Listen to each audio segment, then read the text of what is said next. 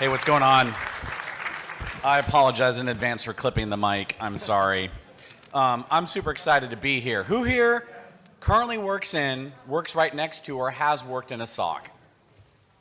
Oh my God. Give all yourselves a round of a hand for SolarWinds, or whatever the hell it is you just did last time. So, I'm here to talk about a fun problem. Like, how is your SOC doing anyways? Like, does it suck? Is it doing great? Is it where it needs to be? I don't know. Do you? There are lots of frameworks out there to measure this. Some I actually kind of like, depending on your application. You have a TAC to measure your telemetry and detection coverage. Chances are you're measuring your mean time to whatever, detect, engage, evict, what have you. But honestly, a lot of these feel like a huge time sink. Right? How many questions are in some of these frameworks? Hundreds, right? And I'm not even talking about NIST 853. Thank you, Lightning Talk last night. That was phenomenal, by the way. You're welcome. Nice job. I'll fist pound you like boom in the air. That's right. And if I can have lunch with you and in less than an hour have a conversation about what your SOC looks like and how you're doing, and we come to a mutual understanding of how you're doing, why the hell can't we get something like this on paper? How do we do this without it being a giant, lengthy data gathering exercise? I've been working in security operations for 20 years. I'm now the chief architect at Artilist. Formerly, I was at Microsoft until just recently. By the way, don't buy my book, download it for free. In the next 18 minutes, I'm going to give you 14 measures of SOC growth and performance, and I'm going to challenge the way you think about how to make your SOC better and how to measure it. I'm going to talk to you about the intent of each measure, what are the considerations for good and bad, and perhaps some causal factors for each. I'm going to ask you, please don't get wrapped up in a thought experiment and how you're going to instrument for all of this data. That's not the point. In fact, some of it, I would encourage you, don't try to measure it using a giant pile of data, because you're going to be at it for a year and you're going to be sad by the time you're done. You'll spend a lot of resources doing it.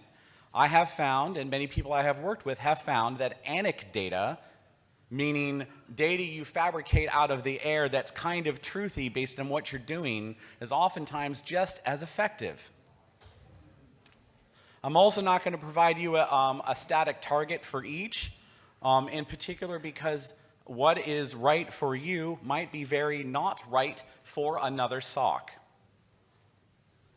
So I'm going to split this into two groups, starting with growth measures. If you saw my talk last year at ShmooCon, I talked about how growth was one of the most important things you need to build into your SOC.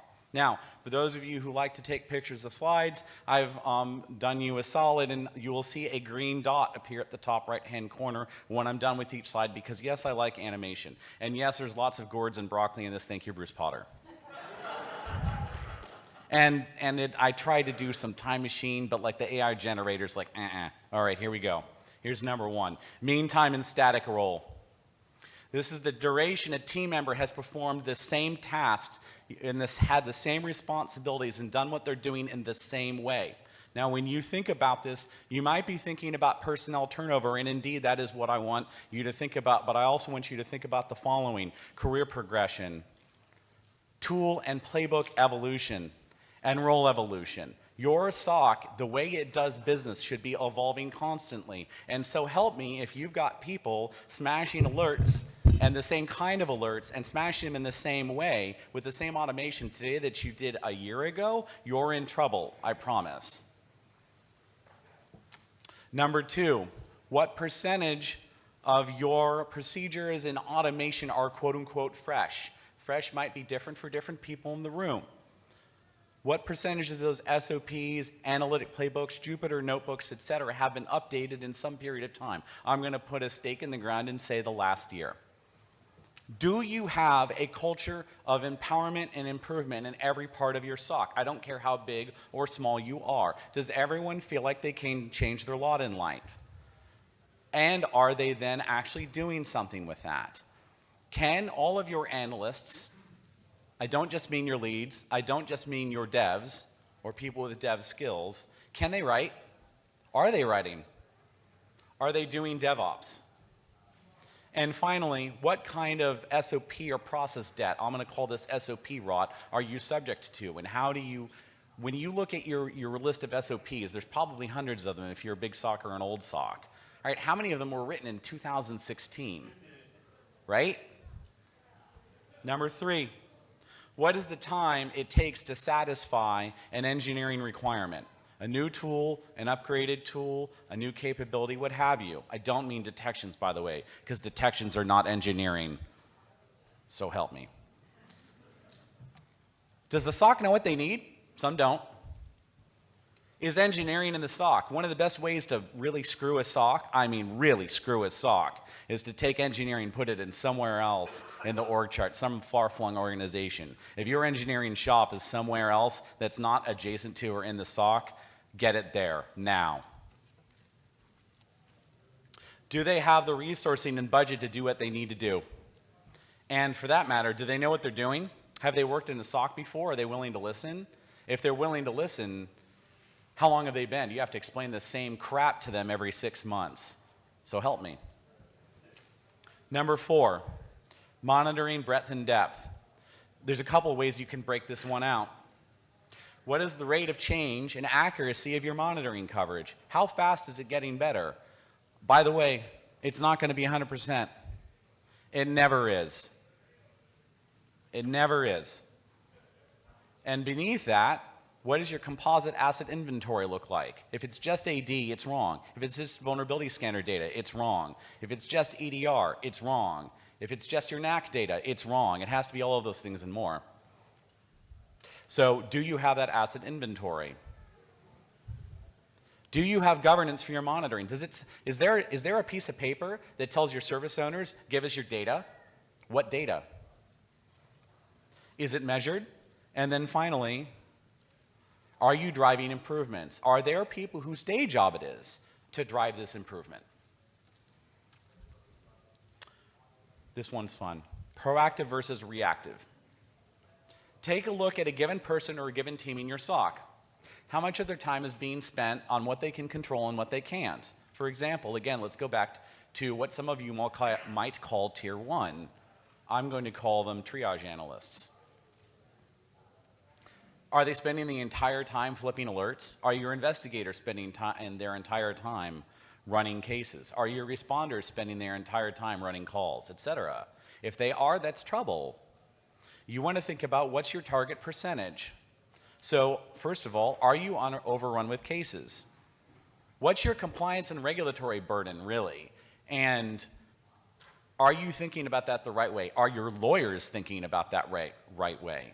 Do you really need to be turning on that alert? Do you really need to be forensicating those boxes? So many times, you don't.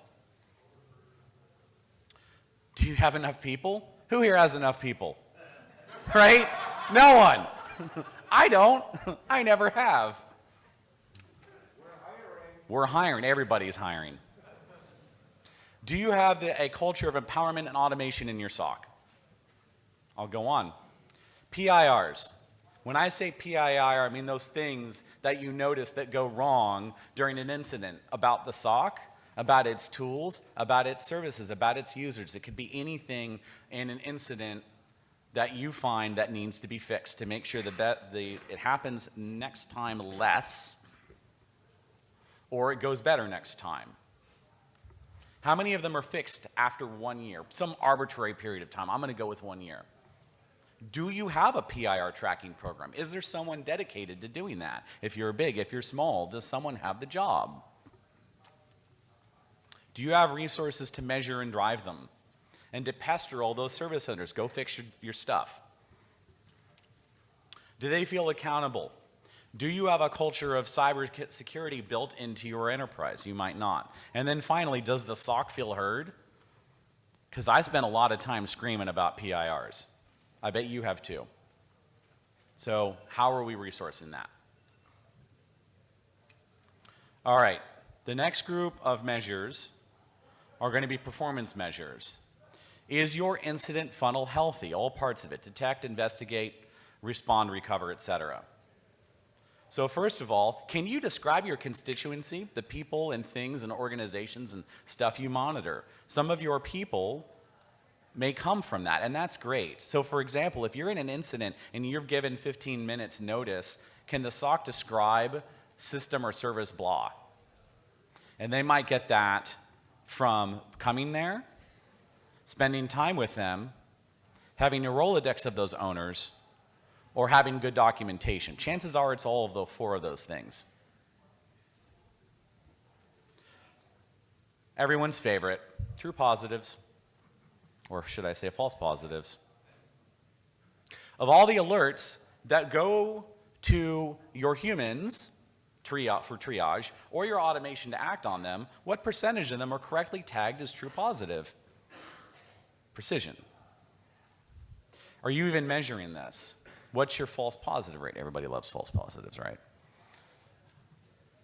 Are your investigators making mistakes? I've made plenty myself. I do it all the time. How much are you pushing over to automation? I'll keep going. What percentage of incidents, true positive incidents, has the SOC themselves detected? Now, you might be thinking, oh, they should detect all of them. I actually disagree. It should be neither 0% nor 100%. It's going to be somewhere in the middle. And that's where you have to use your own thoughts in your own context to make a good choice. Do you have the right detections in place, assuming PowerPoint works, for crying out loud? There we are. Are they focused on the right business? Are they focused on the right threats? Are their proactive hunt, I don't mean incident investigation, I mean proactive hunt, and intel bearing fruit? What's their pipeline from the external users look like? Number 10, what percentage of cases should go to the SOC should actually be looked at by a human? Is it all garbage? Should it all go automation? Let's talk false positives again. Are they chasing non-priorities? Can you turn this into automation? Can you pester users with email rather than calling them? Oh my God, what a time sink that is. Calling users all the time. Was that you? Stop it. All right, here's a fun one. Of all the investigations your folks are running, with an abounded period of time, I'm going to say 2 hours, what percentage of them could be answered? Do they have the data? Is it collected? Can they access it? Do their queries suck? Do they have the competence to run it? And how are we doing on our investigative bias anyways? Sometimes this can be minutes, sometimes this can be seconds, sometimes it can be days. Containment. All right. Let's say you want to act in an incident. Are you sure you know where the adversary is?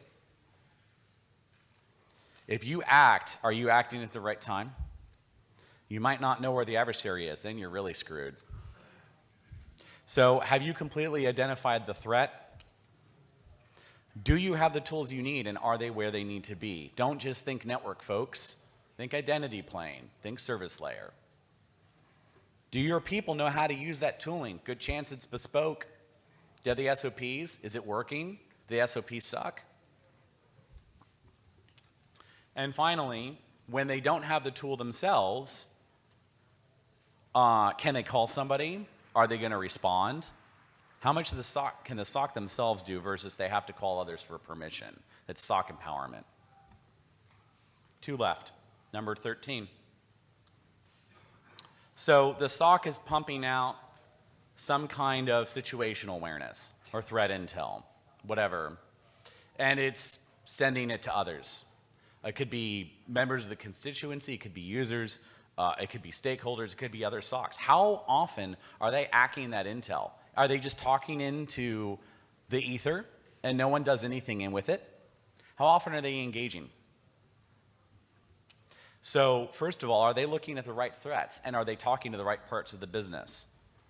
How often are they spending resources to perform that engagement, or doing so in partnership with the rest of the cybersecurity org? What is the quality of their product? Does it suck? How finished is it? Does it really need to be finished? I see a number of SOCs they'll get really obsessed over writing 50-page long, super detailed, super polished intel reports like every week. Is that really necessary? It might not be, depending on your audience. And are others consuming that? Did they see value in it? And then the final one, and this is my favorite, maybe my favorite. What proportion of time is your SOC's leadership in conflict with others? Do you even have a mission or charter that's written down? People are laughing. I'm laughing too in my brain. Is the SOC consolidated into one org? One organization I worked with had its SOC splintered in 11 different pieces. 11. Do you think it was very effective? No. Do other organizations, other shops assert overlapping authorities? Let's say have that separate engineering group. I bet you that's confusing as hell. And then finally, we all love reorgs, don't we? What's that political burden look like based on all those reorgs and that lack of clarity? All right, there it is, 14 in less than 18 minutes. I'd ask you, you might disagree with me, by the way. In fact, I'm sure there's someone here who does. I'd love to talk to you afterwards. Regardless, I would urge you to think differently about how you're measuring your SOC and how you're pushing it forward. With questions like these, you can focus your energy, use them to tell your story, use them to make things better. If you want to talk to me, and we don't have time here, shoot me a note on LinkedIn. I'll be over here on this side. I do have 3 minutes for questions. Thank you.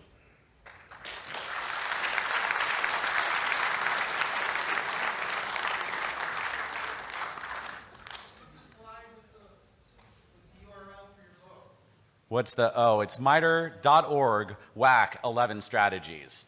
You can go on Amazon, but I don't see any of that money. Don't buy it, just download it. Go. Am I gonna release the slides? Yes. I don't know yet. The question is where, I don't know yet. Probably Google Drive will be involved. Any other questions? All right, I'm gonna be over here on this side. Thank you, folks.